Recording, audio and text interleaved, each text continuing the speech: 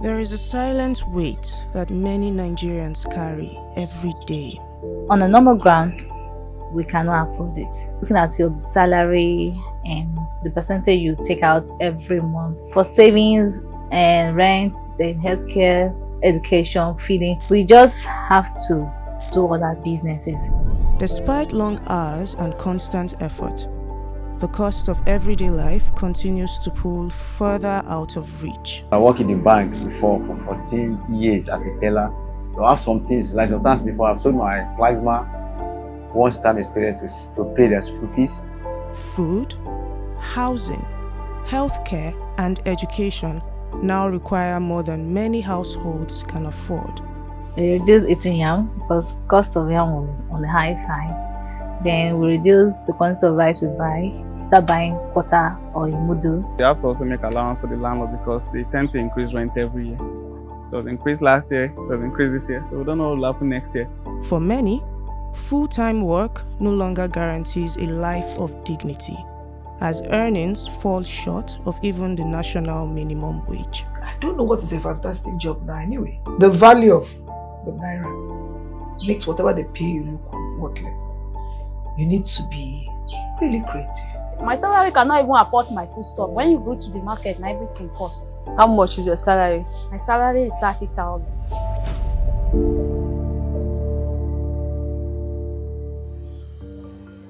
This work is not that the work is my dream. I'm doing this work just because to help myself out. Because my husband is late, I have no choice to do it. I'm doing it if any day that God help me, I'll start my business. We will sweep outside, sweep the street, clean the staircase. My transport is even more than my salary, but we have some extra job to do to help us out, so that even at all, at least in a month, we have something. For a country like Nigeria that is dealing with high poverty incidence, I mean, Nigeria has 139 million people that are considered multidimensionally poor. With rising inflation and rising food prices, what it means that the purchasing power of the majority, which are already poor, has diminished considerably or significantly, and the ability to have healthy meals a day has been also been constrained by the inflation. So I just come back, nothing in the fridge, nothing in the kitchen. If you look at now, our food stuff is about to finish. I'm thinking about how we will buy that one. And nothing. The last year even better. It's better now. We can afford some things, but now we are managing. If God provide, we'll eat. Any day we'll not see, we'll drink water, we'll sleep. That's what me and my children do. These are so high now than what it used to be in 2024. In 2024, we can be able, with this my salary I'm receiving, we can be able to afford some things, at least for ourselves. But now, things are so very, very costly in the market that everything has already increased in price. So then we have to reduce the quantity and the quality of what we consume in the house now. How can I be happy at what we are eating before? We don't even have it to eat now. Sometimes I feel bad. Sometimes I cry. But we sit down and cry because we get some things we are supposed to get to eat. Maybe I like it too, but I can't afford it. If I see at all there is no food stuff in the house, I went to collect. Then when I have money, I'll go and pay.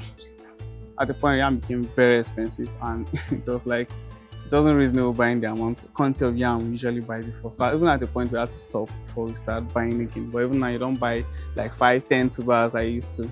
Only just go for 2, 3.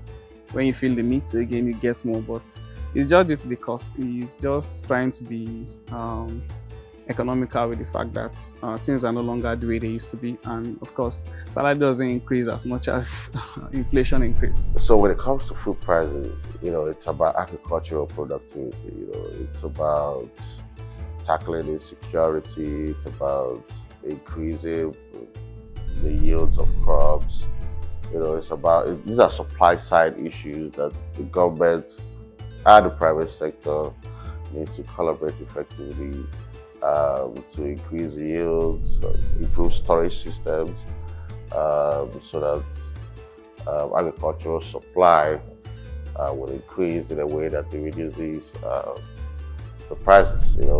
Housing in Nigeria is no longer just expensive.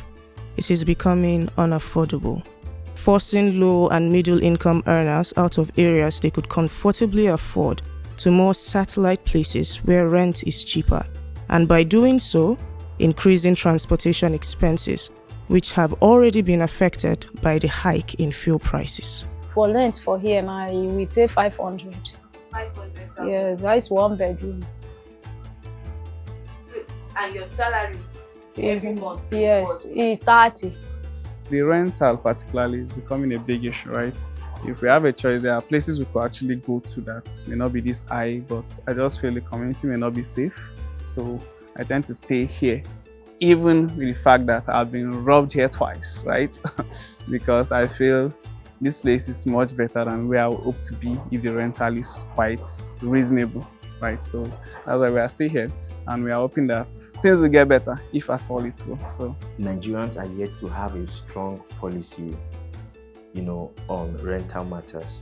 Secondly, is because the supply of those houses are very low compared to the demand, right? Initially, those times when we have so many block of flat apartments, nobody is looking for those apartments because they are comfortable wherever they are, right? Landlords would be the one to even give you discount. But now they know that if you come, you check it out, you don't want to get it, there are like 10, 20 people behind you waiting to get. So they would want to increase and increase and increase to see that they get the best. If they increase to 100% and they see somebody wants to pay, they will get it. And then they want to increase to 200%, they know that somebody is there to get it. They would, and the government is not even attacking that matter. So they keep doing whatever they like. And that is how, it affects the market generally. So it's coupled with greed, and they are trying to protect themselves by getting the best out of their property. Across Nigeria, a quiet crisis is unfolding in the classroom. Families are now forced into a fragile dance of survival, borrowing from relatives, negotiating installments, and delaying payments. The cost of education is where my children's school, because they're still in a private school. And like this season now, I have balance of 20,000 naira to pay, because I earlier paid because their school fees totally is 75,000 naira. I've deposited now 50,000. I have some 20-something thousand naira to pay as we are speaking now. Now they even called me yesterday over the weekend. I promised them on Monday I'm going to bring some money so that they will not drive them from the school. If you check statistics, one of the major household spending goes to education. For many people in Nigeria, education is both a major investment but also major consumption. You're putting this money as a responsibility, but you're also investing in that children because you believe that they would virtually be able to do something better with their life, also supportive of the family in the future. Tuition plus other fees, basically more than what I earn monthly, right? So yeah, that's being real now.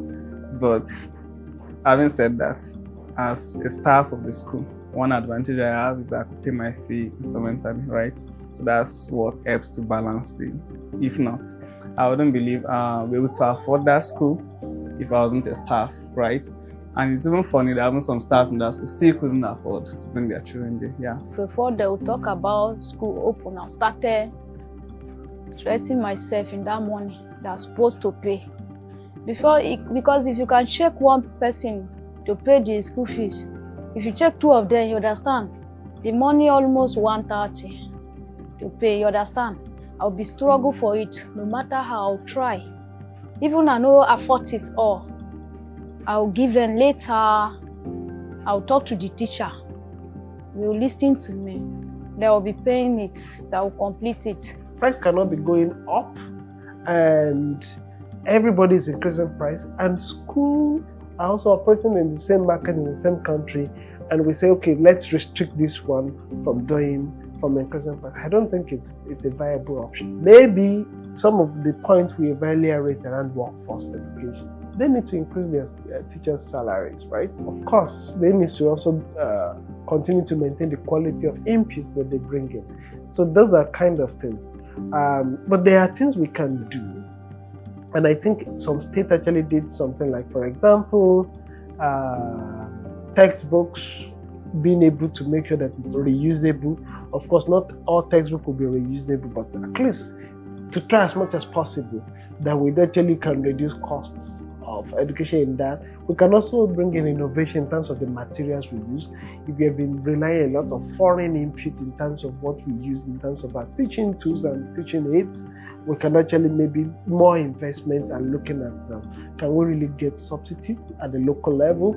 I think really innovation in reducing costs of input would also help the school system.